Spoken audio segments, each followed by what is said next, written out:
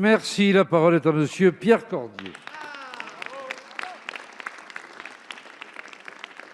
Merci, Monsieur le Président. Monsieur le Premier ministre, les Français l'ont compris, vous voulez, avec Emmanuel Macron, anéantir le pluralisme démocratique.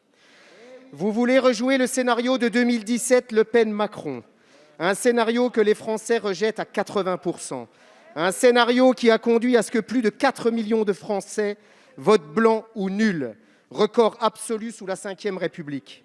Vous manœuvrez, vous imaginez des alliances contre nature pour les élections régionales en vue de la présidentielle. En Marche est un conglomérat d'individus qui n'ont rien en commun. Des jeunes socialistes, amis de François Hollande et de Dominique Strauss-Kahn, à l'ancienne présidente des jeunes de l'UMP, du conseiller parlementaire de la ministre socialiste Marisol Touraine, à un député PS qui vous critiquait 3 semaines avant de devenir ministre des Comptes publics, à un candidat qui a fait 2% en 2016 à la primaire de la droite et du centre. Notre démocratie a besoin de débats sincères, d'échanges, de confrontation dans les arguments pour que les Français choisissent leurs représentants en connaissance de cause. La France a besoin de respirer. La France a besoin d'une vision claire pour son avenir.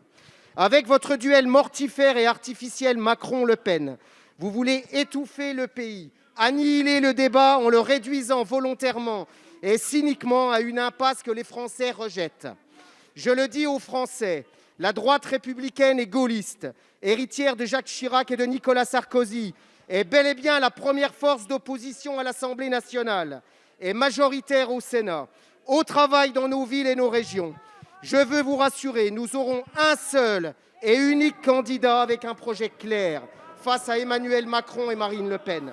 Monsieur le Premier ministre, allez-vous continuer à manœuvrer pour conserver le pouvoir ou vous mettre enfin au travail pour sortir le pays des crises sanitaires et économiques? Merci. La parole est à monsieur Gabriel Attal, secrétaire d'État, porte-parole du gouvernement.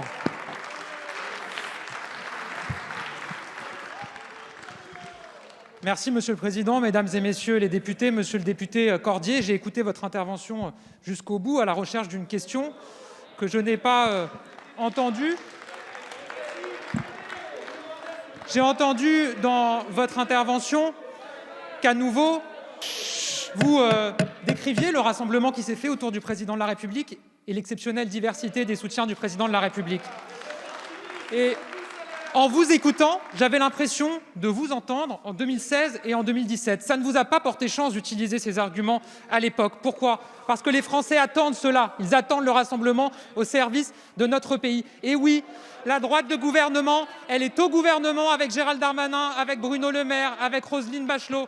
La gauche de gouvernement, elle est aussi au gouvernement dans cette situation exceptionnelle que nous vivons de crise sanitaire et de crise économique. Vous regrettez le dépassement politique, vous regrettez que, dans un contexte tel que celui que nous connaissons, nous fassions venir tous les talents, d'où qu'ils viennent, au service d'un projet collectif. Vous le regrettez ? Mais regretter cela, c'est se rétrécir, c'est se rabougrir, et c'est cela aujourd'hui que vous représentez. Je vais vous dire, si vous voulez, comme vous le dites, faire respirer la démocratie dans notre pays, faites des propositions, proposez une alternative politique crédible. Vous ne faites aucune proposition. Il n'y a pas un élément de fond dans votre intervention. Vous ne dites jamais rien. Vous critiquez, mais vous ne proposez jamais rien, pas d'alternative. C'est pour ça que les Français ne vous font pas confiance.